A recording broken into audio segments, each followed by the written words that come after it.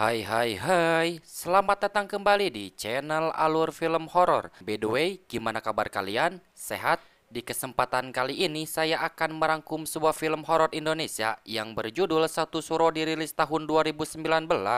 Satu Suro adalah hari pertama dalam kalender Jawa di bulan Suro, yang adalah juga satu Muharram dalam kalender Hijriah. Untuk umat Islam, satu Suro atau satu Muharram adalah hari baik sebagai tanda hijrah dari yang batil menuju yang hak. Namun sebagai masyarakat mempercayai mitos akan tingginya energi spiritual pada perpindahan waktu yang terjadi bisa membuat para arwah kembali gentayangan. Bahkan sebagian masyarakat tentu menganggap bahwa malam satu Suro adalah sebuah hari raya atau lebaran bagi para arwah. Sengeri-ngeri apa ceritanya? Penasarin? Gak usah banyak cincong di awal, siapkan diri kalian, pusatkan pikiran, jangan pernah berkedip, selamat menonton, dan cekidot.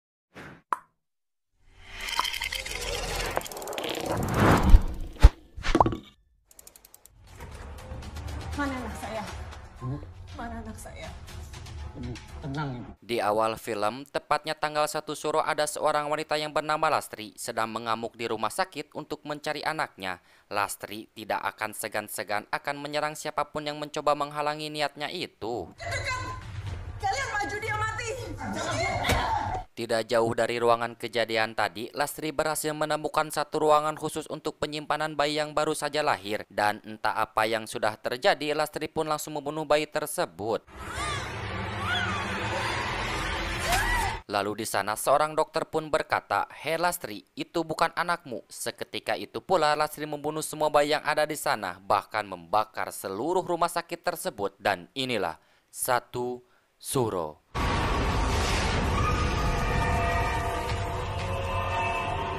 Beberapa tahun kemudian, seorang penulis buku yang bernama Bayu berkonsultan kepada pamannya yang bernama Raharjo untuk meminta bantuan karena belakangan ini penjualan buku hasil karyanya sedang menurun. Bahkan istri Bayu yang bernama Adinda pun sedang hamil tua. Buat kamu. Bukan pinjaman, nggak usah dikembalikan. Tidak bisa membantu lebih, Om Raharjo menyarankan Bayu untuk mau menempati satu rumah yang berlokasi di luar kota. Tentunya sangat dekat sekali dengan rumah sakit, bahkan memberikan sedikit uang saku untuk biaya persalinan istrinya.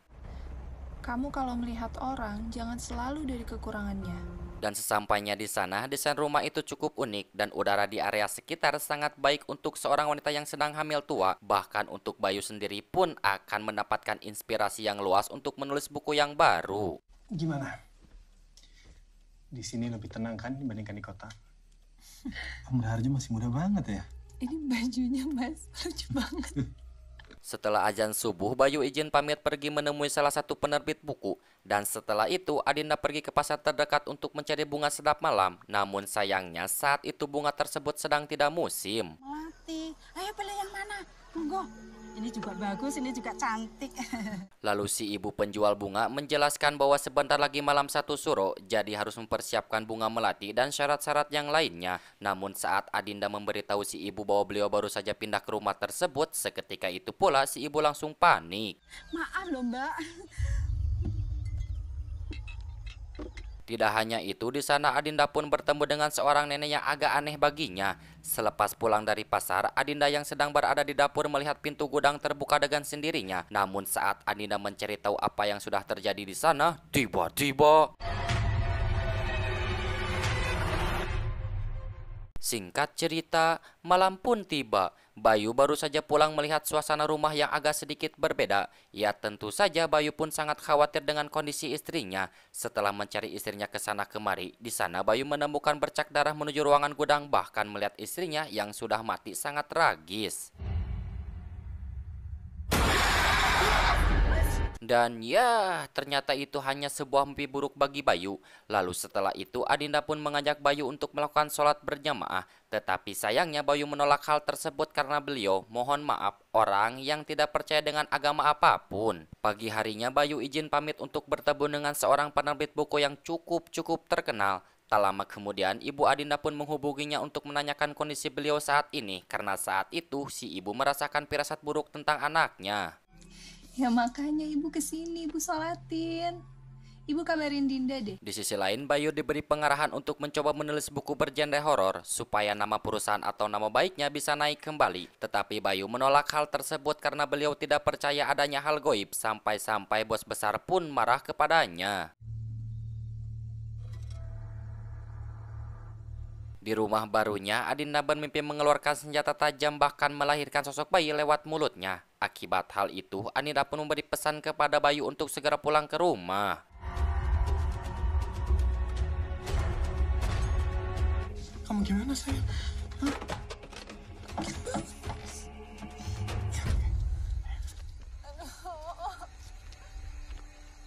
Sesampai di rumah sakit, kita akan melihat seluruh orang yang ada di sana terlihat pucat bahkan aneh. Tetapi Bayu mengabaikan hal tersebut karena kondisi istrinya lebih penting daripada seluk-beluk mereka. Apa, sayang? Masih sakit? Dokter, istri saya bagaimana? Di sana, si dokter memberitahu mereka bahwa Adinda mengalami kebocoran air ketuban. Mungkin sampai 4 atau 5 jam ke depan Adinda akan segera melahirkan anak pertamanya. Dan setelah itu, Adinda pun berbicara sehabis melahirkan beliau tidak ingin kembali ke rumah itu lagi. Ya tentu saja Bayu pun mengiyakannya. Oke, sayang. Oke. Aku janji. Aku pulang, aku ambil baju-baju. Setelah Bayu pergi untuk mengambil beberapa barang milik mereka di rumahnya, Adinda di rumah sakit yang sedang sendirian pun diperlihatkan seorang dokter membenturkan kepala ke arah tembok secara sengaja.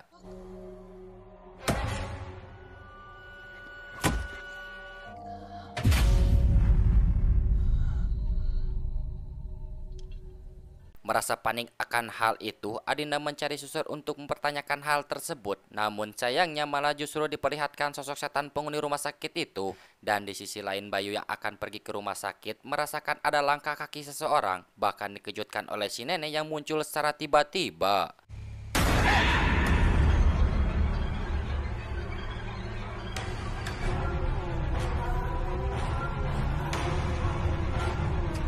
Lalu Adinda bertemu dua orang suster yang cuek bodoh amat saat dipanggil olehnya. Setelah pintu tertutup dengan sendirinya, kini Adinda berfirasat bahwa mereka bukan manusia. Dan tak lama kemudian, tiba-tiba...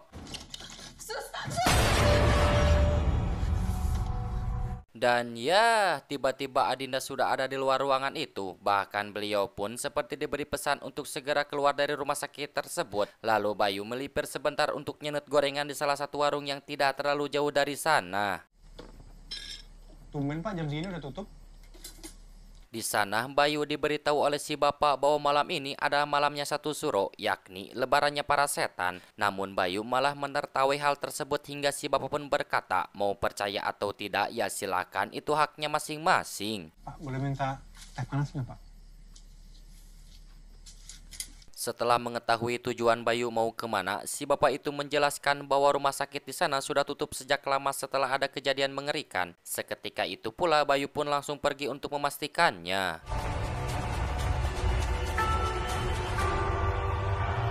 Dan sesampainya di sana, Bayu terkejut melihat rumah sakit yang sudah berubah menjadi kumuh sudah tak konvensional pada umumnya. Lalu di sisi lain, Adinda bertanya kepada seorang pria untuk menanyakan arah jalan keluar. Dan ternyata si pria itu adalah salah satu penghuni rumah sakit tersebut.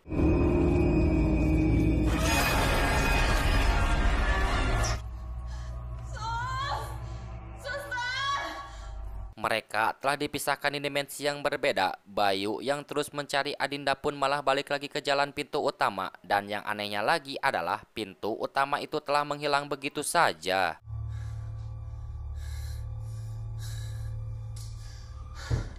Lalu di sana Adinda mendengar suara tangisan bayi dan jeritan seorang wanita di salah satu ruangan yang ada di sana. Di sisi lain, Bayu harus bertemu salah satu penghuni yang akan mencoba mencelakainya.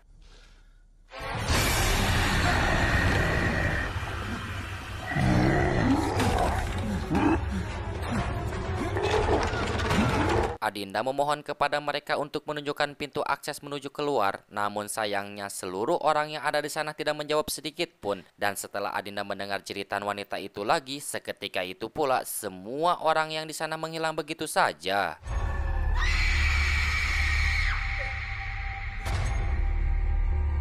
Dan ya, jeritan wanita itu adalah Lasri, sang ratu penunggu rumah sakit tersebut. Dan kini mereka berdua pun sedikit kewalahan harus mencari jalan keluar. Bahkan kepanikan itu yang membuat Bayu terjatuh dari lantai atas.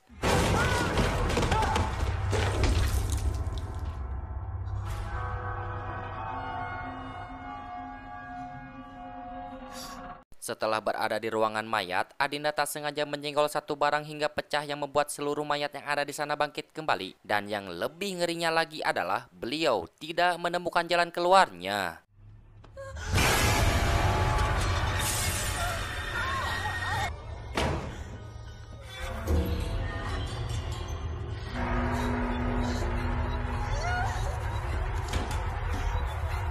Mulai dari sinilah terungkap kenapa Lastri waktu itu membunuh anaknya, karena bayi yang berhasil beliau lahirkan ada kaitannya dengan darah iblis. Bagi Lastri, jalan yang terbaik adalah membunuh anaknya sendiri.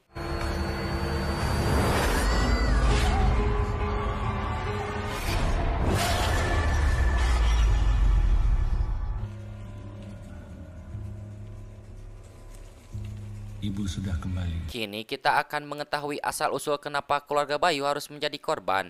Karena waktu dulu ayah Bayu melakukan perjanjian dengan iblis agar bisa mendapatkan kekayaan dengan cara menumbalkan Bayu ketika waktu bayi. Setelah berhasil mendapatkan apa yang beliau minta, ayah Bayu malah mengingkari janji itu. Ya tentu saja nyawanya pun harus menjadi korban. Ternyata Bapak lemah.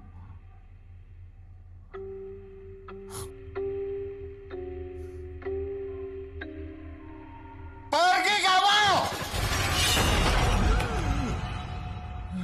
Keganasan dari sang iblis tidak sampai di situ saja. Akibat ulah ayah Bayu, anak Bayu lah yang harus menjadi korban. Dan tak lama kemudian, si nenek yang pernah muncul di hadapan Bayu pun datang ke sana untuk membantunya. Bahkan berkat campur tangan si nenek, mereka bisa bertemu kembali.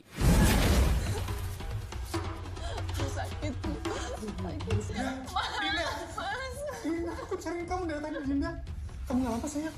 Setelah berada di ruangan, Adinda merasa tersentuh hatinya saat mendengar suaminya mengucapkan kalimat syahadat. Padahal sebelumnya Bayu sangat tidak percaya dengan agama apapun. Dan tak lama kemudian Lastri muncul kembali. Ya tentu saja si nenek mengetahui betapa kejamnya si Lastri itu.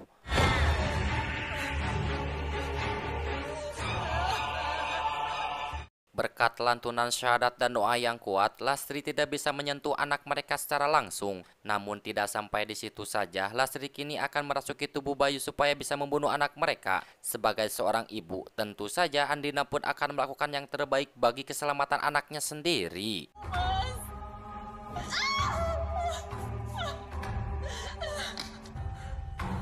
Dinda, bayi itu harus mati.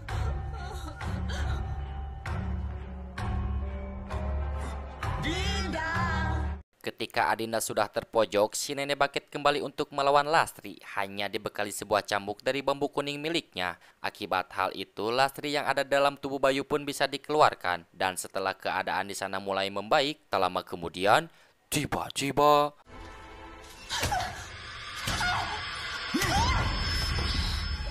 Ibu itu yang ngambil anak kita, Mas. setelah mereka berhasil keluar dari rumah sakit tersebut, di sana Bayu mendengar suara jeritan bayi. Dan ketika ditelusuri lebih dekat lagi, ternyata itu adalah anak mereka yang akan ditumbangkan oleh si nenek. Tidak peduli apapun yang akan terjadi selanjutnya, sebagai orang tua harus menyelamatkan anaknya sendiri.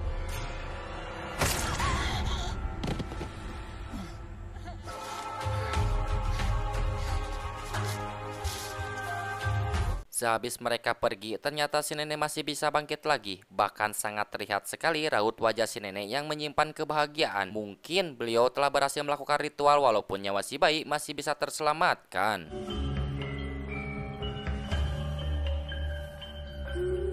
Dan yang lebih mengerikannya lagi adalah, dalang dibalik semua itu ternyata ulahnya Om Raharjo yang sudah berjanji akan memberikan nyawa anak Bayu dari titisan putra jagat pati kepada iblis.